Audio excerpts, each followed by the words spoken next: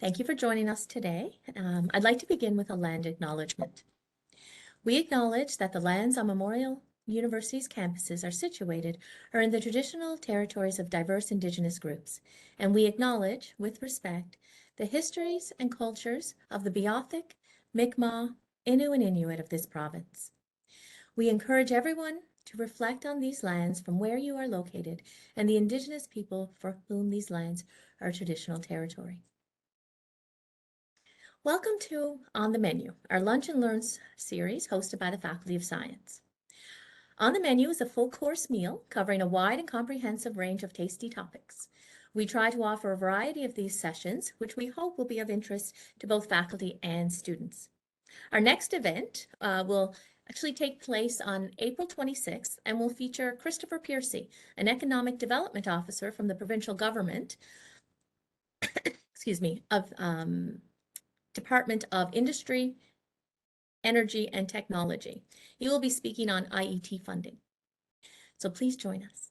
We're also interested in hearing your ideas. If you have a suggestion for a future session, please feel free to submit it via the chat or email at sciencegrants@mon.ca, or you can email me. Today, we are discussing the 3 pillars of communication for knowledge translation. Our special guest today is Dr. Dawn Henwood of Clarity Studio. Increasingly, funding agencies are requiring knowledge translation as part of their application process. It is also important in bridging the gap between academia and industry, or with our other partner groups. By raising awareness of our research findings and helping facilitate the use of those funds, we can also increase funding opportunities and public support for research. But, as Dr. Henwood is about to tell us, knowledge translation doesn't have to be complicated. In a moment, she will share her simple strategy to help us engage, educate, and inspire our audience so we can connect with them at a deep level and move to action. Before we get started, just a reminder to the participants to please turn off your mic and cameras. The only camera we would like to have on for the presentation is mine and that of Dr. Henwood, possible. However, following the presentation, we will be entertaining questions from the audience. Although right at the beginning, Dr. Henwood said that she would be able to answer questions throughout the presentation. So you can just write your question in the chat and we'll be able to get to that. At the time, if you do have questions at the end, you can turn your mic on and you can ask, or we can read your question out of the chat, whatever you'd prefer. I will remind everyone attending that we are also recording this event, and the video will be made public on our On the Menu website and on our Faculty of Science YouTube channel in the next few days. Thanks so much and welcome. Thank you so much for that warm welcome. I am very grateful for the opportunity to spend some time with you folks today. I'm going to kick off by actually sharing with you a couple of striking examples of knowledge translation. I am going to invite you to respond to them and think a little bit about them, because this will give us some framing for our discussion today about the 3 pillars of communication for knowledge translation. So the first clip comes from an artistic project that is part of a project documenting polar sounds in the Arctic. And it is described as an interview with humpback whales. And they are being interviewed so that they can describe the impact on their habitat of seismic air guns, which are devices used to explore the underwater world. So it's a bit staticky at the start, but don't try to adjust your sound settings. That is how it works. So this is about a 3-minute clip.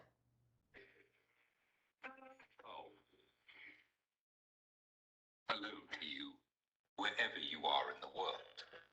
What you are about to hear is something that has never been heard before. Using cutting-edge translation technology, scientists have conducted the world's first interview with a humpback whale community from the Arctic. In this extract from the conversation, the whales discuss the impact that industrial-scale seismic air gun oil and gas surveys has had on them and their homes. Air guns produce a pulse of sound that can spread from tens to hundreds of kilometers under the ocean. We never knew the extent of the damage until now.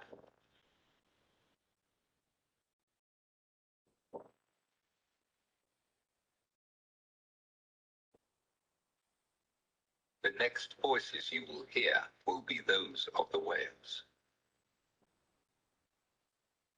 The main bombing was continuously in the same area.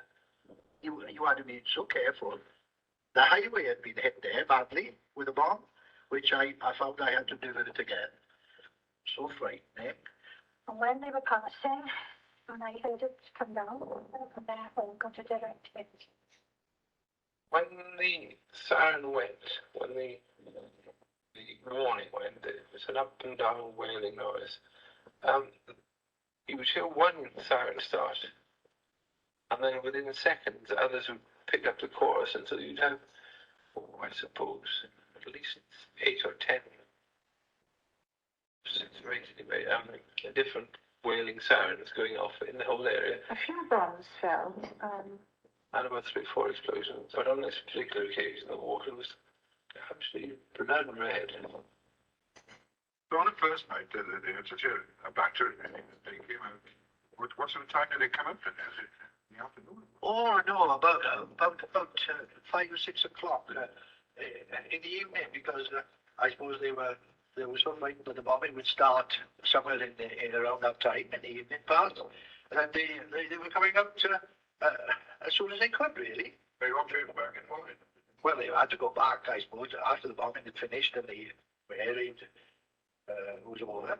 That they went back to see what damage their houses had done. So you got home that night, safely.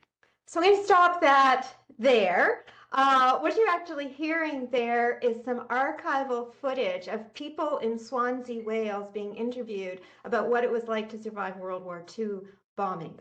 But this researcher artist, Geraint Rice Whitaker, has used this to create what he calls Interview with Humpback Whales. I'm going to come back to that in a moment. I want to share with you one other example, and then we'll reflect on them as a duo. So the second example is a graphic novel created by Dr. Belinda Seagram, who is a psychotherapist in Nova Scotia who specializes in working particularly with veterans who have PTSD. And what she has done, you can see here some clips, is created a graphic novel that documents just how difficult it is for somebody to come back into civilian life and adjust after having been at the front. And this is quite an interesting website if you have a chance to explore it, because Seagram and the illustrator actually describe the kinds of choices that they had to make about the visuals. And they also talk about why this is a particularly effective form of communication for people who have PTSD because of issues with memory. So, reading a big, thick, long document is not going to work, but presenting things in short kind of story bites is apparently more helpful. All right, so those are two, as I think, very striking, very unique examples of knowledge translation. And I'm just wondering how they strike you. What do you see that they have in common? How effective do you think they would be for the audience that they seem to target? So I'd love to hear your responses via chat. Or you could just grab your mic. There are a few of us here if you wanted to respond that way.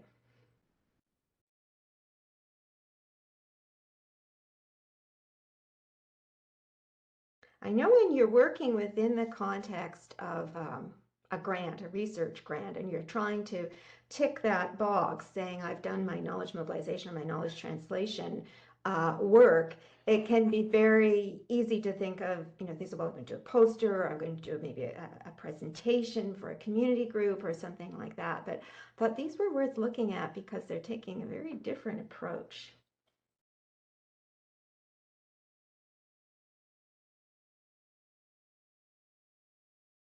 Any thoughts about what you think of them? Do they raise questions or concerns here? I'm interested to just get your reaction. Well, maybe we'll come back to that. I'll let you continue kind of absorbing those and just kind of keep them in the back of your mind as we talk about communication for knowledge translation. To me, these were particularly striking examples because I do think that they demonstrate what I call the three pillars. They engage the audience emotionally, not just intellectually. They educate the audience, and at the same time, think they inspire the audience to make some kind of change or take some kind of action. Often when we think about knowledge translation, the first thing that comes to mind is some of those high-level strategic frameworks. And I understand there are a lot of those, more than 36 I think I've come across. And those can be very useful when you are thinking about high-level strategy. So you're thinking about, okay, how do we get information about how to heal from PTSD to veterans? Where are we going to find them? What kinds of content are going to resonate with them?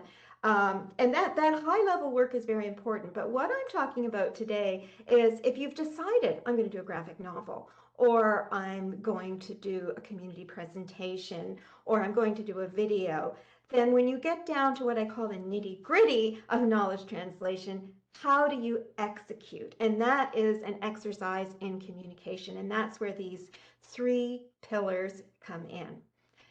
And I should say, you notice that plain language is not mentioned here. Often I find as well that the first thing that comes to mind with knowledge translation is, oh, yes, plain language. That's good, plain language. But simply being clear is not enough on its own. And that may sound a little strange since I am here from Clarity Studio. Clarity is very important, but it is not enough to just be clear, to just get rid of the jargon. You really need to engage, educate, inspire. It's not enough just to be an educator. And if you are a researcher and you've either been a TA or you're a faculty member, you are focused probably on the educational component of what you're doing. But again, that's not enough. So we're going to walk through these three pillars today. And as we go, I'll share with you some examples of opportunities I've had to implement these in different kinds of work that I've done over the years. And just to give you a little bit of context, my PhD is not in science, full disclosure. I was a specialist in 19th century American literature by women. But I have written 2 books on writing now, one on technical writing and one on writing for change makers and innovators, it's called. But my career has taken me as well into working in the corporate world as a trainer and as a corporate learning designer. Okay, so I'll be drawing on that background. So when we talk about engagement, what does it mean? Well, again, if you are doing teaching or if you're a student, you know that engagement is so crucial to any kind of learning experience. If, when I am facilitating a session, I'm watching body language. Are people leaning in? Are they leaning out, right? And so we want the audience of our knowledge translation products to be leaning in. To influence them, then, we need to form an organic human-to-human connection. And that means introducing an emotional element. And if you're starting to feel a little bit uncomfortable here, that's okay. I want to actually talk at some point about that kind of discomfort that this notion of emotionality can bring. The fellow who did the interview with the whales, Geraint Rice Whitaker, is an artist and a geographer. And in the little clip that I showed you, actually as part of the longer YouTube that's from, he says what he's really trying to do with this artistic project is figure out how do we bring emotion into the ocean. So you can tell people all kinds of data about what's happening with the ocean, how important the ocean is to sustaining life on this planet, et cetera, et cetera, et cetera. You can have graphs, tables, charts. But if you don't connect that issue to what's going on emotionally, psychologically with the audience and give them a reason to care, then they're not even going to hear the data. So I love that quote. How do we bring emotion into the ocean? And you could fill in the blank there. How do we bring emotion into whatever your field of specialty is?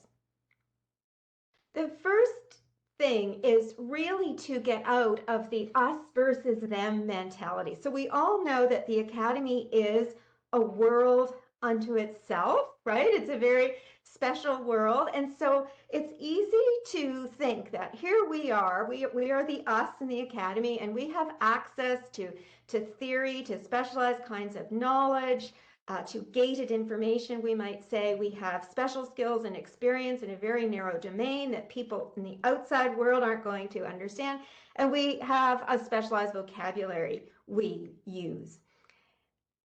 And when you do that, you're automatically starting to erect a wall between you and the world outside. Outside the world, out in that outer world, people may have more in common with you than you might expect. They have practical knowledge that may align with your academic knowledge. They do have access to some information, and it is getting easier to access some of that information that's been typically gated. They have skills and experience just maybe outside or adjacent to your domain, and they do have a layperson vocabulary for describing some of the same phenomena that you look at. So when you start thinking about what you have in common with your audience, then what you find is that there's some common ground you can work with. There's a broad professional field, perhaps. There are maybe some outcomes that you both want to see. There are perhaps some experiences you share, and most importantly, there could be some values that you have in common. So if you, healthcare is a great example. So if any of you are doing research in biology or a field related to healthcare, and you're trying to communicate, let's say, with practitioners or policymakers in government, there's shared vocabulary there. There's a shared desire to see people, get well. There are some shared experiences dealing with certain kinds of situations. So important to think about what that common ground is. Now, the common ground isn't always obvious at first glance, and it's very easy to take just a surface approach and think about the audience's informational needs, for instance.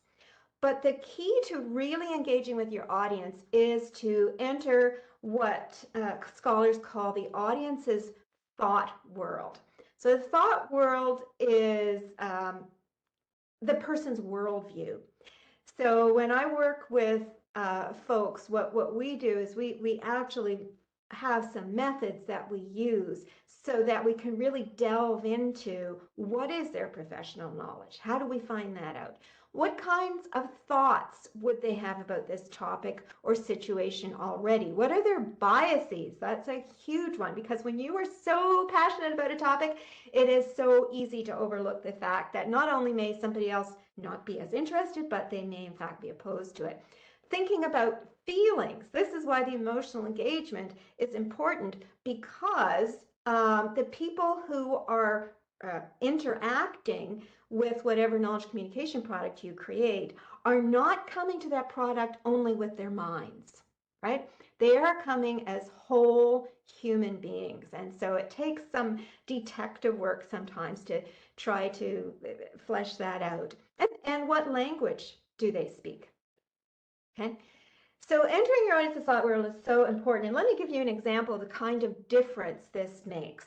So I recently worked with a pharmacist researcher. She was interested in getting some support because she had tried to pitch an idea for a new research project to, I can't remember whether it was the hospital or her regional health authority. I think it might have just been at the hospital level. And the whole thing fell flat, and she couldn't understand because it was a project. I mean, I looked at it and said, whoa, this could transform health in New Brunswick. What's happening here? What she did is she stepped back, she took some time really digging into her audience's thought world, figuring out what their worldview, what their perspective was. She then went back with a presentation that basically shared the same content, but the framing was different. She really presented it so that it was aligned with the way they saw the world, with their interests. So it wasn't about what she wanted to get from the project, but what they would get by supporting this project. And it went through with flying colors. So her comment to me was like, the change was so slight in some ways, but the result was so different.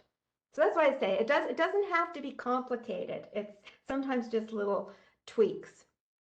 So three strategies that you can use if you are trying to engage your audience. The first one, as I've just mentioned, is framing. So framing your ideas to fit your audience's perspective. And when you're doing that, what you're doing is you're presenting your topic through a particular lens, through a particular window.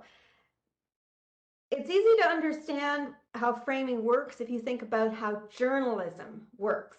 So journalists use framing to grab attention. So they can take any story and make it newsworthy by looking at it through one of these, one scholar has suggested there are these 5 basic lenses that they use.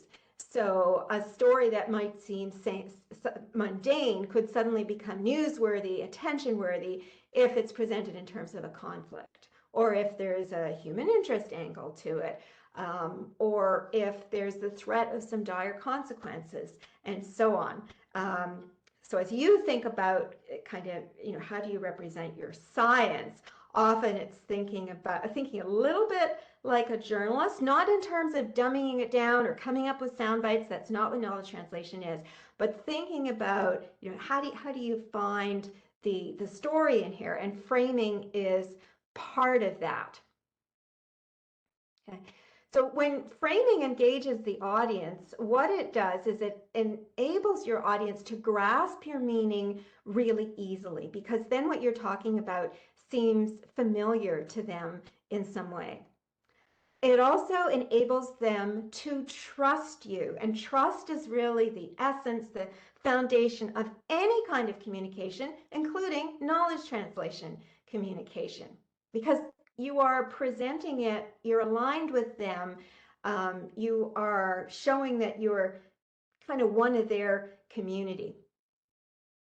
And when you use this framing effectively, then it's much easier to enlist your audience in taking the specific action you want them to take. And we'll come back in a few moments to this notion of action, because ultimately knowledge translation communication is about persuasion, and persuasion means that there's something you want to happen. There's something you want to be different when somebody has interacted with your KT product, as I call it.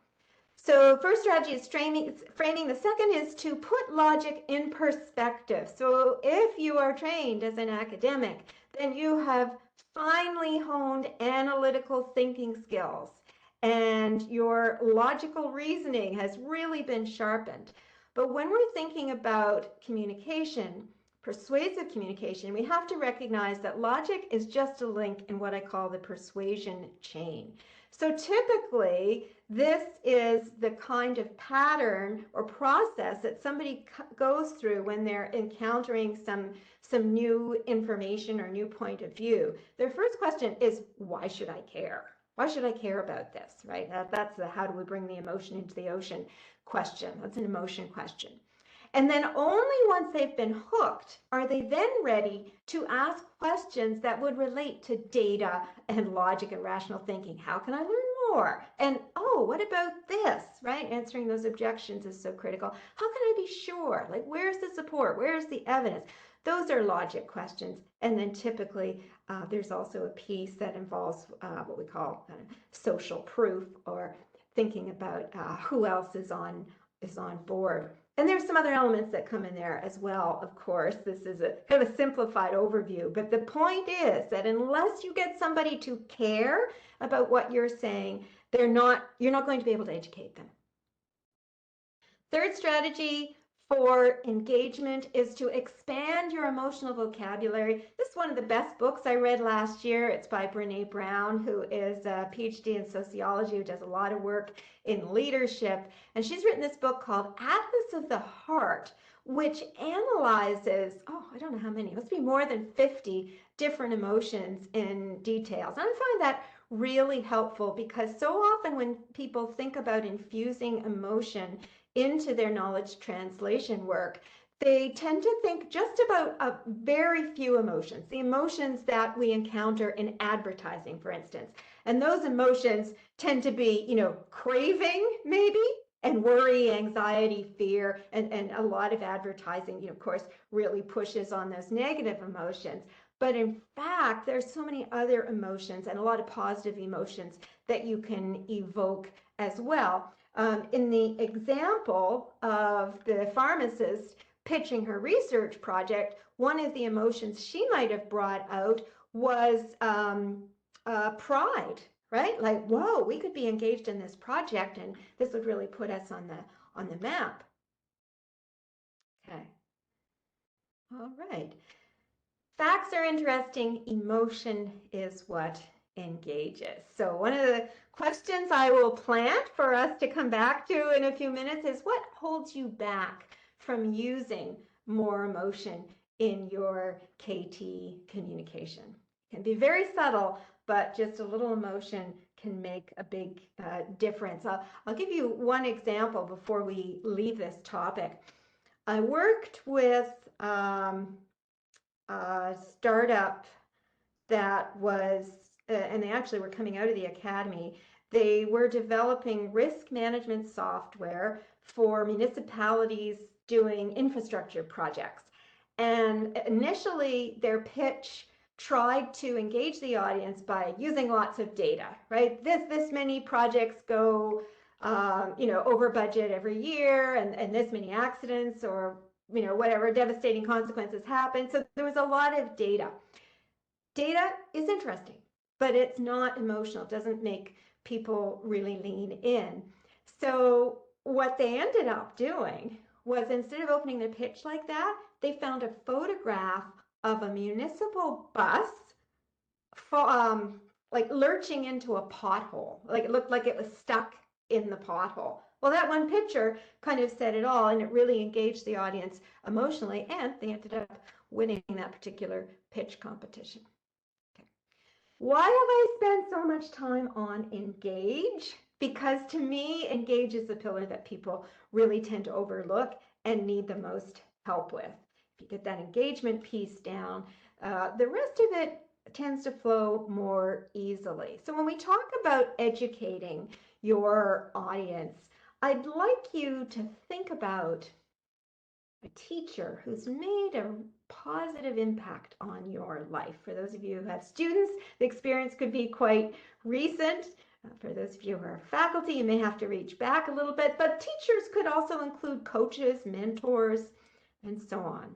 Think about that person. What was special about them that made them so effective? My guess is that part of what made them effective was their interest in you, their caring. I'm a big fan of the Australian educational philosopher Nell Noddings, who says that really it's an ethic of care that is the essence of teaching and makes teaching effective. I think this quote here applies as well to knowledge translation work as it does to teaching in a classroom. When we create a climate in which caring relations can flourish, that's when we can successfully meet the individual impart knowledge, and encourage the development of moral people, or we might say encourage people to make the kinds of choices, the moral choices that we want them to make. Now, part of caring is that emotional engagement, and there are ways that you can evoke some of those positive, kind of nurturing emotions as part of your engagement strategy. But part of being a caring educator is also thoughtfully designing learning experiences. Now, that notion of a learning experience comes from my background as a learning designer, but to a large extent, I think knowledge translation is about creating a meaningful learning experience. Could be as short as a blog post. It could be as long as the Polar Sounds Project, which has involved, I think, 100 artists from around the world. But ultimately, it is about a learning experience. So I'm going to share with you quickly some tips that come both from my research into learning and design and from my practical experience. So to educate your audience, build on what your learners already know. This is so critical because when we have something new, our instinct is usually to say, here's this new shiny thing, and then back up and say, you know, it's kind of like this, or let me define it for you. And that's backwards. We need to remember that what brain science is showing us, and forgive me, cognitive scientists in the room here, or neuroscientists, but is that literally our brain can only learn something new when we are connecting with something that we already know. So an example of this is a couple of years ago, I taught a class at Mount Allison University called Exploring Science-Based Businesses. And the class connected teams of students with startups so that they could consult with them. Half of the class was made up of business majors and half were science students. So you might have thought the science students were at a big disadvantage here. This was a third-year class, so the commerce students had some business knowledge under their belts. But what I was able to do was to talk with the science students, of course, about the lean startup method, which is now a methodology that a lot of startups use, and it really is based on the idea of the scientific method, that you come up with a hypothesis of how you will approach your business and how you think the business will make money, and then you test and you reiterate.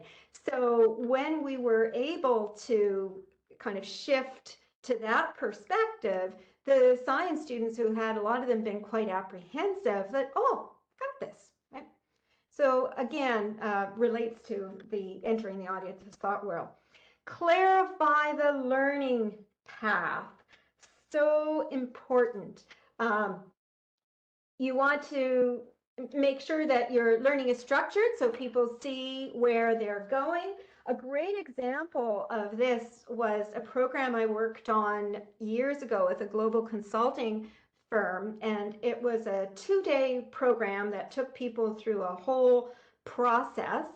And what we did is we had table-sized placemats that actually showed the roadmap for this program, so that at any point, if they were pulling their hair out, because it was a very challenging program, it challenged a lot of their beliefs and the ways they approach things. It's okay, we're here, and we are going to get to here, right? So that showing the learning path is very important, as is breaking the concepts into digestible bits. This is, oh, I just can't emphasize this enough. As academics, you're used to 20-minute presentations, a 45-minute presentation like we have today. And when you are thinking about reaching a non-academic audience, let's say you're doing a video, 5 minutes. You know, a presentation, 10 or 15 minutes, and you have to chunk it, you have to break it into digestible bits. And that is not because of the intelligence level of your audience, although sometimes we do have to adapt for literacy levels and educational levels, but it's just because outside the academy, there are different modes of communication and different conventions and different expectations. So when people see a paragraph that is half a page long, which I read Victorian novels. That was normal. I published academic papers that had those long things. But outside the academy, people's eyes would just glaze over. That looks hard. And so a lot of this is about making it seem easy. And stories and examples are another way to connect with people emotionally. Think about how you can put people in a position where they are experiencing the issue or they're working through the issue for themselves. I've done a lot of work as an e-learning designer with scenario-based learning. So for instance, I worked on one project where we were trying to communicate a system for client management. And as part of the e-learning course, we baked in an interview with a fictional client who was actually quite grumpy. They didn't let me make him as grumpy as I wanted to make him. They had toned it down a bit, so he was a bit nicer than I thought he should be. But so that's an example of really thinking about how you can use story, not just to illustrate an abstract point, although that's helpful, but to kind of enable your audience to live the story, which I think is what that example of the interview with the whales does. Okay. And okay. Incorporate visual aids. This is again such a big difference between communicating in the academy and communicating outside the academy. One of the instant, to me, indicators that I'm looking at an academic document or an academic presentation is that there's a lot of text, a lot of bullet points. If you are looking for a book just to help you, if you're doing a lot of presentations and you're looking for a book to help you become more visual in the way you communicate in your presentations, there's a great book called, I think it's called Presentation Zen. That will really help you shift your perspective on that. I'm going to share with you an example of a visual aid I used in a presentation not long ago. In this presentation, it was a workshop called Cut the Clutter. So it was about writing style, simplifying your writing style when you're communicating outside the academy. And something that always comes up when we talk about simplifying language is, well, I need this specialized vocabulary. When I use this 3 or 4 syllable word, I mean something very specific. Or if I use this 1 syllable word, sometimes I'm choosing that word because of this word.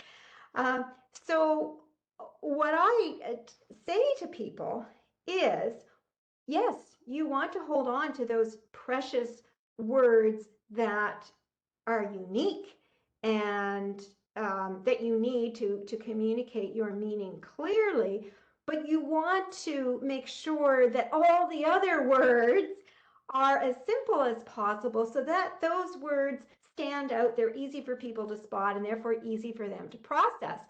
So to share that metaphor, which was our last point, I gave this example, right? So those rare technical terms that you need to use should stand out from the rest of your text, which should be very plain. It makes much more accessible for people. And I was really surprised at the conversation that then took off just because we had this kind of unusual visual rather than a list of grammatical rules or even some sentence by sentence examples to talk about.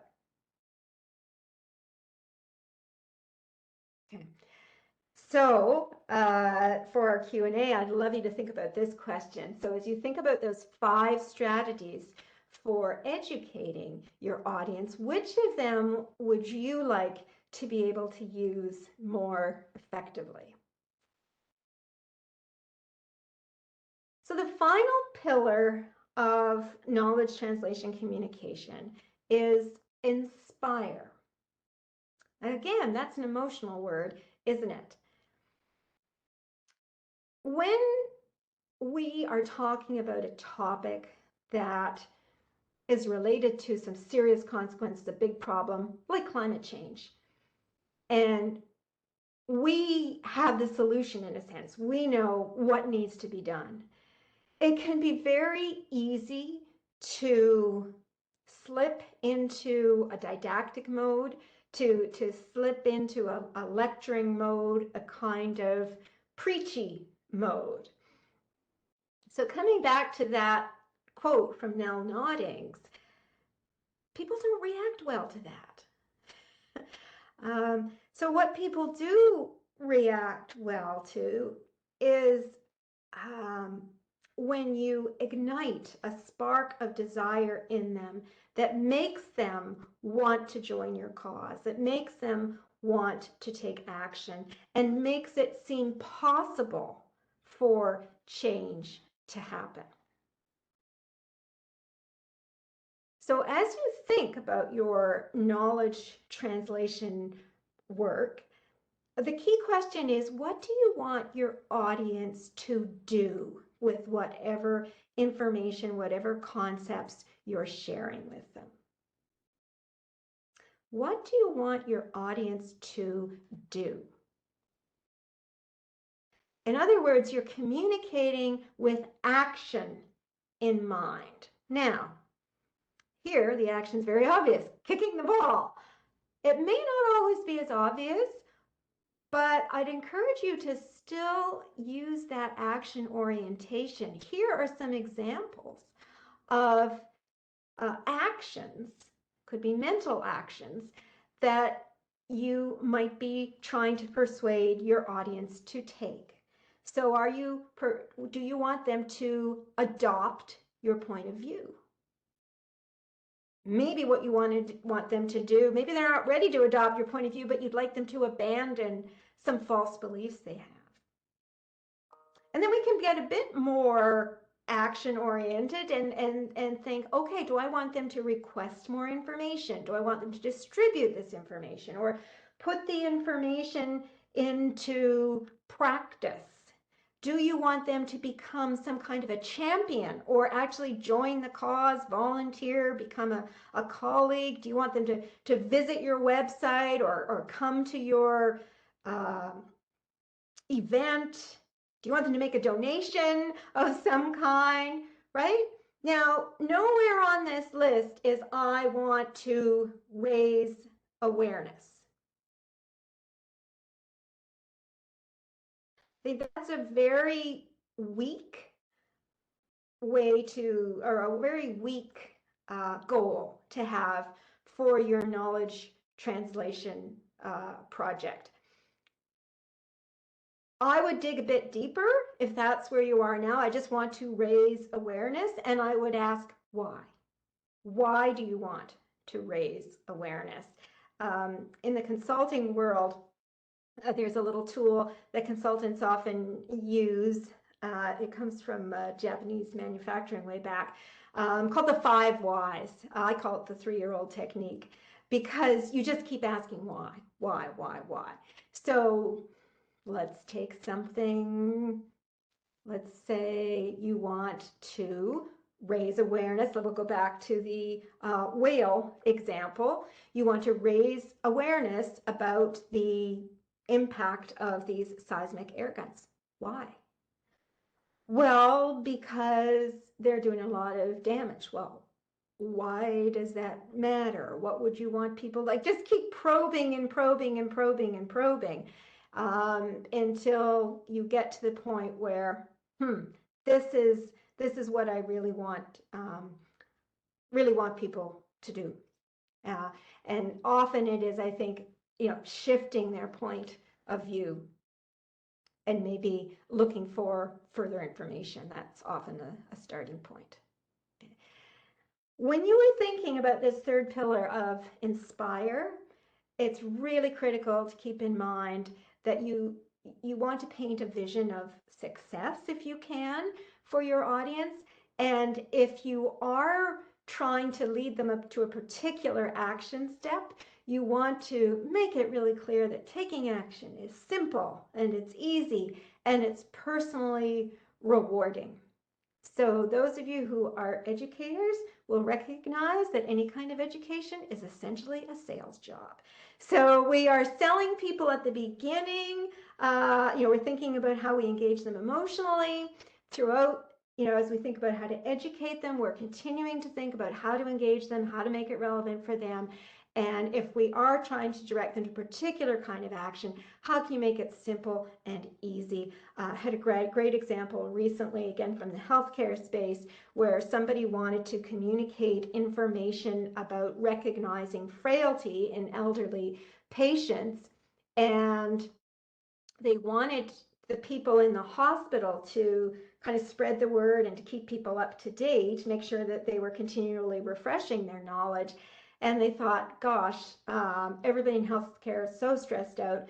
They don't have time to read a brochure. They don't have time for a quarterly training session that's half an hour long. So what this practitioner ended up doing was coming up with a 3-minute weekly meeting.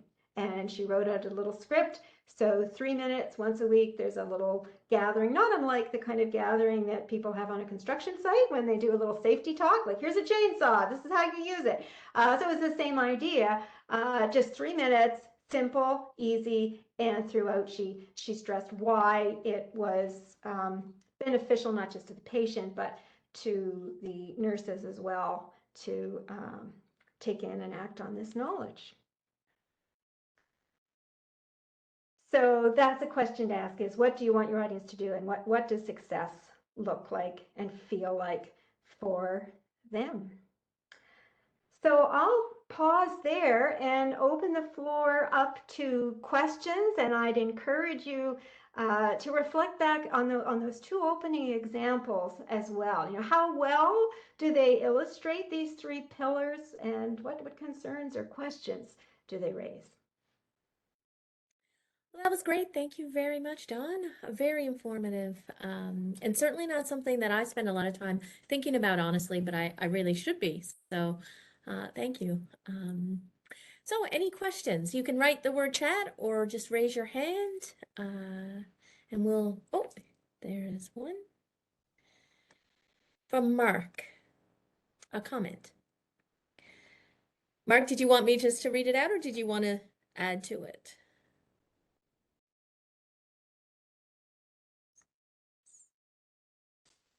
Well, it's just I appreciate you saying that using basic vocabulary is not enough. I'm a technical communications person from MUN's Faculty of Engineering and Applied Science, and my background is similar to yours, not in STEM. I don't find it difficult to get students to use lay terms instead of jargon as much as I have trouble getting them to contextualize. They often explain what the topic of their research is, but they don't bother to explain why the audience should care or why it is relevant.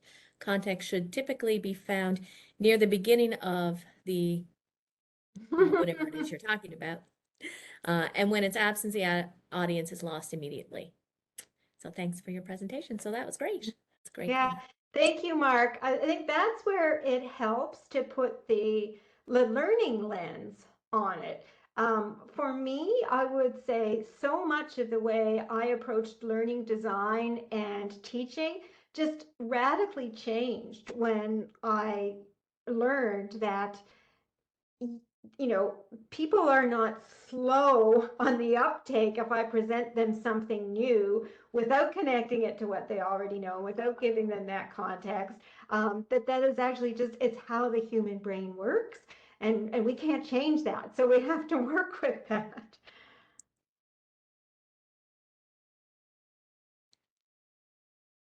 One of the challenges with that, of course, is that when you are an expert, the context has become almost invisible to you because, that old saying, like, are fish aware that they're in water, right?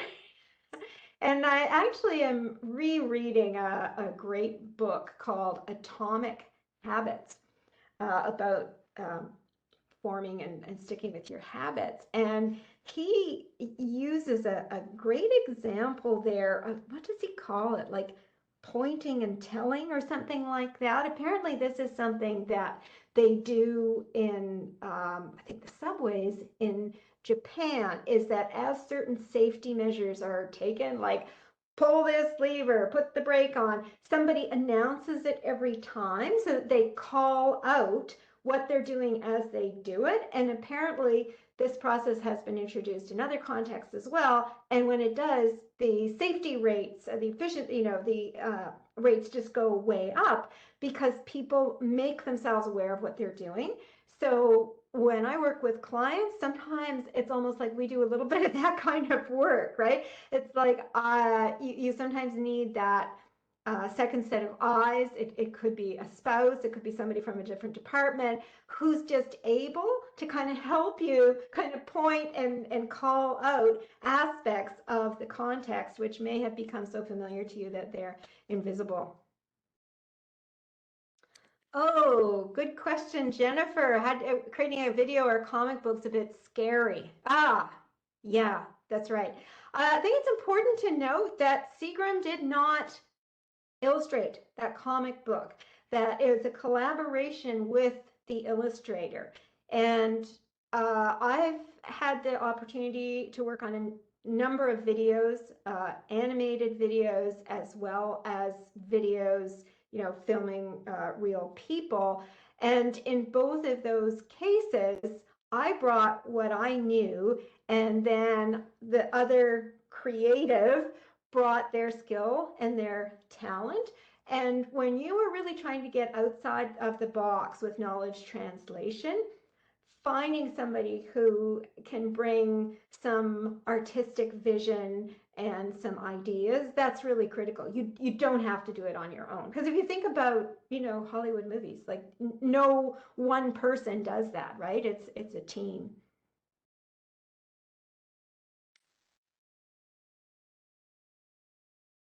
Don, speaking from I guess, a grants facilitation perspective, are there any funding? Are you aware of any funding opportunities to help initiate some of these changes in the way we present our information or expertise to the world or the greater population? Mm-hmm. So funding for individuals to receive training, that kind of thing? Yes, or well, I guess in any aspect of it, for setting up events, those kind, even to that extent. Yeah, that's a really good question and something I should take away as homework. I know that as you mentioned at the beginning, you can bake into your initial grant application, and I think the tri-agencies are all requiring now some kind of project.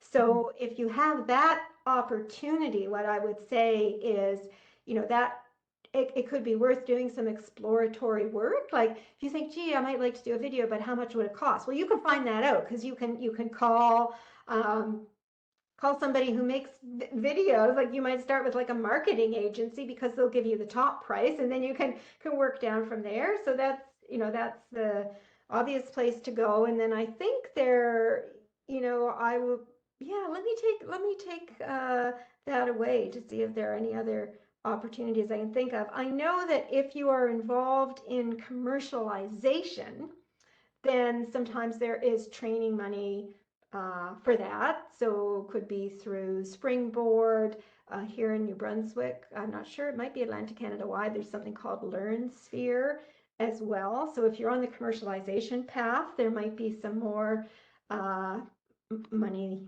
available that way. Okay, great. Any other questions?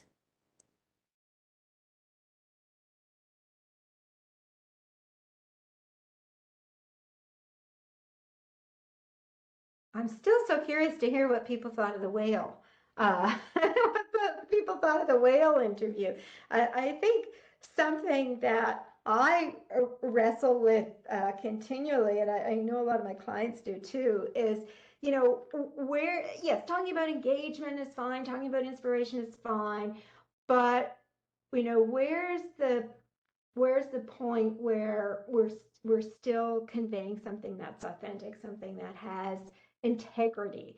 So that was a question that came up for me with the whales piece. So it's really interesting. It's really emotionally engaging. I loved the way he brought in his local history from his hometown and the history of the World War.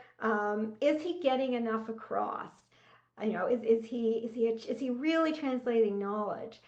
I think for me, that's where, you know, some of those larger frameworks or more strategic view can help, because something like that piece is probably not a standalone piece. And often with knowledge translation, what we're doing is trying to kind of lure people deeper and deeper into the topic. So I've worked with one client, their research center at a university, and we've been doing some videos and blog posts to translate faculty research into knowledge that the business community can use. And so we decided, okay, we're going to do the blog post, but maybe we do a 3-minute video as the teaser to the blog post. Maybe the blog post links to, you know, something else. So I think as academics, we can fall into the trap of thinking that we must give everybody everything we know in one go. So, you know, part of that education process and breaking things into digestible bits means thinking almost about the pathway that you're going to lead somebody along. It's a really good point. Yes, I think we tend to think more is better, and that's not always the case. Yeah, absolutely. Great. And it's actually easier to give somebody everything, right? Because there are fewer decisions that you need to make. And that's where you need to really define your audience's thought world, because then what you have is a filtering mechanism you can use to decide, what do I keep and what can I leave out and still achieve my goal. Excellent. So we just have a minute or so left. Any last comments or questions before we clue up?